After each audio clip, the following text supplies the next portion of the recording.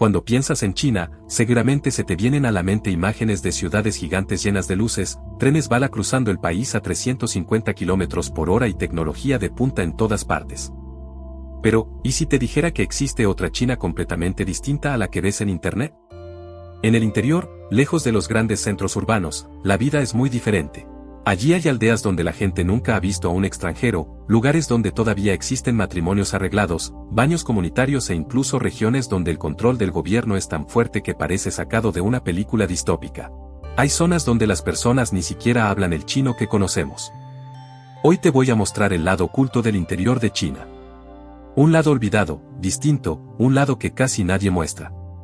¿Qué es lo que realmente pasa cuando sales de las ciudades modernas y entras en los pueblos y aldeas del país? Vas a descubrir cómo es la vida en la China más tradicional, y lo diferente que puede ser de las grandes metrópolis. Mi nombre es Simon, y vamos con el vídeo.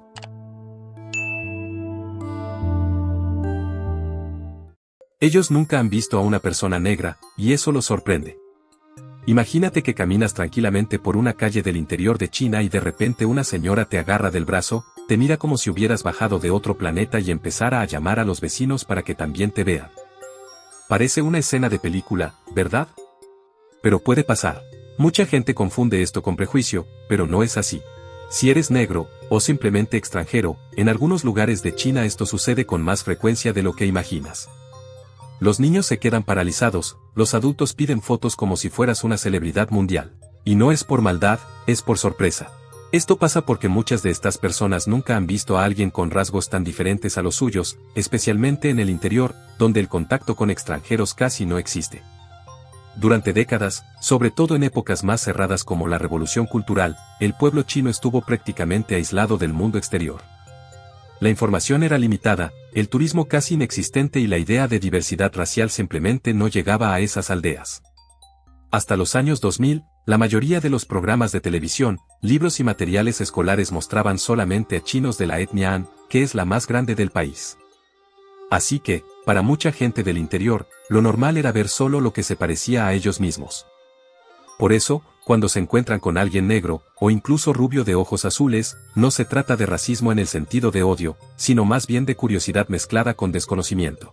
Es como si pensaran, esto existe de verdad, puedo tocar tu cabello, es real.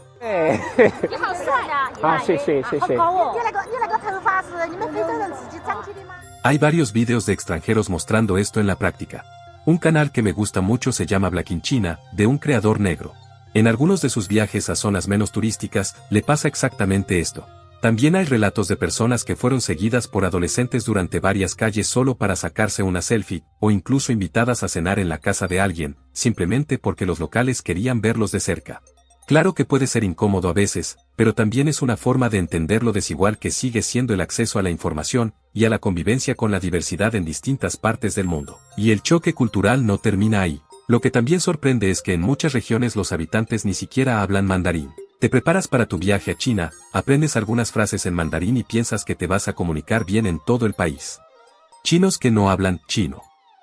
Pero prepárate para esta sorpresa, hay regiones enteras donde el mandarín simplemente no funciona.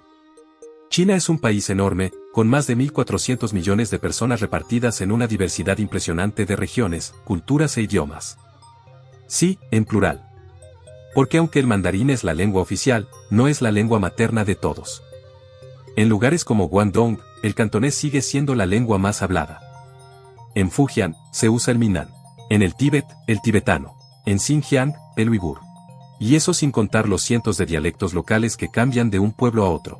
A veces, ni los propios chinos logran entenderse entre sí. En algunas ciudades del interior, los más mayores nunca aprendieron mandarín en la escuela, así que solo se comunican en la lengua local. Y hasta para quienes lo hablan, el acento puede ser tan fuerte que parece que necesita subtítulos en vivo. Ahora imagina esto desde el punto de vista de un extranjero. Pasas meses estudiando mandarín, haces cursos, memorizas frases, llegas con una gran sonrisa, dices un hola, y la persona te responde en un dialecto que suena a Klingon, el idioma alienígena de Star Trek. Para alguien que no sabe, es desesperante y gracioso al mismo tiempo. Pero aquí viene la parte interesante, empiezas a darte cuenta de que China no es una sola cosa. Es como si fueran varios países dentro de uno, mucho más allá de ese estereotipo del chino estándar que solemos ver en las películas de Hollywood.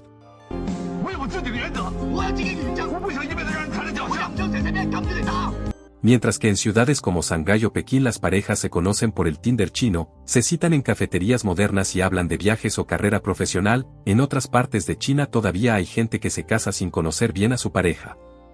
Los matrimonios arreglados todavía existen en algunas zonas rurales. Muchas veces son organizados por las familias, y la pareja casi no tiene voz en la decisión. Parece cosa de otra época, pero todavía pasa hoy. En provincias como Henan y Anhui hay varios relatos de familias pobres que arreglan matrimonios en aldeas aisladas, como una manera de garantizar estabilidad económica. En Gansu y Ningxia, regiones con fuerte tradición musulmana, la elección de la pareja muchas veces la hacen los padres, con el objetivo de preservar la comunidad. Y en provincias como Yunnan y Guizhou, entre algunas minorías étnicas, los matrimonios arreglados siguen siendo parte de la tradición. ¿Por qué sucede esto?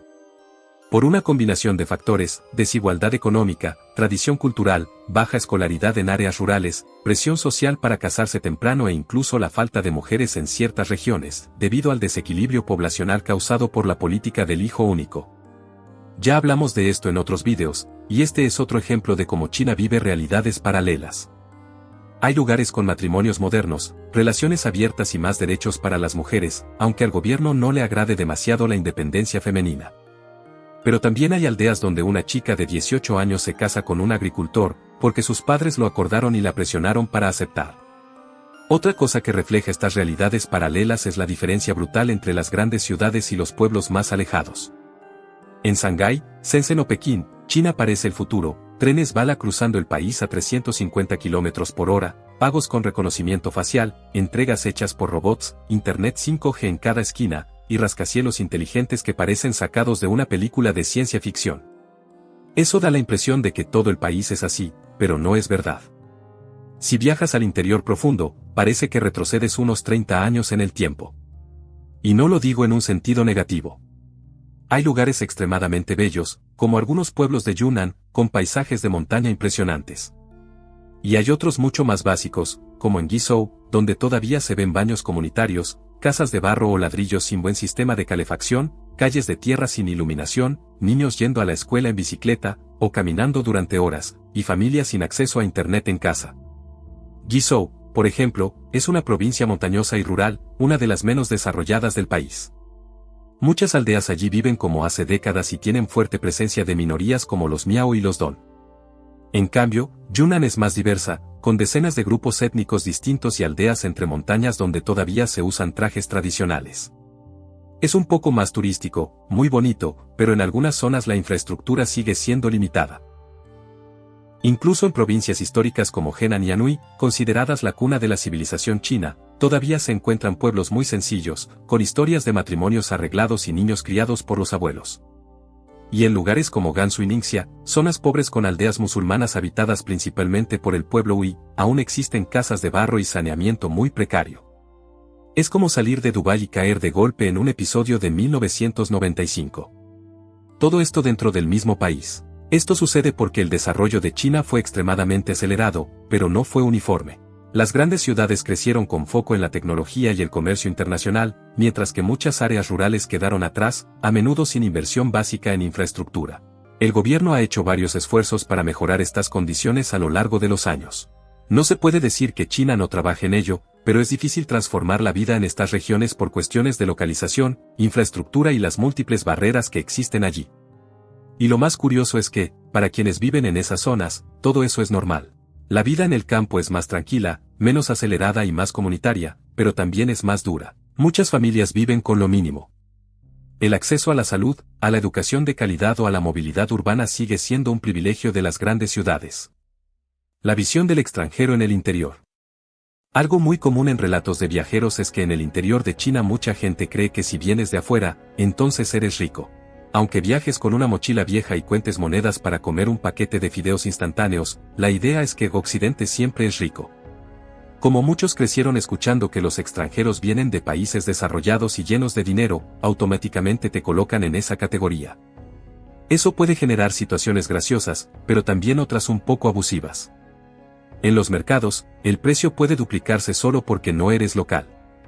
Conductores de tuk-tuk o taxi pueden cobrarte 5 o 10 veces más intentando aprovecharse. En cambio, en otras ocasiones pasa lo opuesto, personas que te ofrecen cosas gratis, que te invitan a cenar, como si fueras una especie de invitado VIP. Esta percepción también tiene raíces históricas. Durante mucho tiempo, la China rural tuvo poco contacto con turistas, y los pocos que llegaban eran diplomáticos, empresarios o personas con dinero. Por eso, hasta hoy muchos asocian automáticamente a los extranjeros con riqueza. Eso no significa que todos quieran aprovecharse. Muchas veces es pura admiración, respeto o incluso hospitalidad. Pero refleja lo grandes que siguen siendo las diferencias económicas y cómo la visión del extranjero puede estar idealizada. Estos son los lados poco hablados del interior de China, un lugar lleno de contrastes y sorpresas, donde tradición y modernidad, aislamiento y tecnología, simplicidad y vigilancia conviven lado a lado. De un lado, aldeas donde todavía existen matrimonios arreglados, baños comunitarios y personas que jamás han visto a un extranjero. Del otro, ciudades futuristas con trenes bala, internet 5G y rascacielos de vidrio. Todo esto dentro del mismo país. Por eso entender a China es tan complejo. Porque no existe una sola China, existen muchas Chinas. Realidades paralelas que cambian por completo la manera en que las personas viven, piensan y se relacionan con el mundo. Y ahora quiero saber de ti, ¿podrías vivir en un lugar tan distinto a todo lo que conoces? ¿Qué parte de este video te sorprendió más? ¿Qué despertó más tu curiosidad sobre China? Déjamelo en los comentarios, que voy a conversar con ustedes por allá. Si te gustó este video, deja tu like, compártelo con alguien que también tenga curiosidad por China y suscríbete para no perder los próximos contenidos.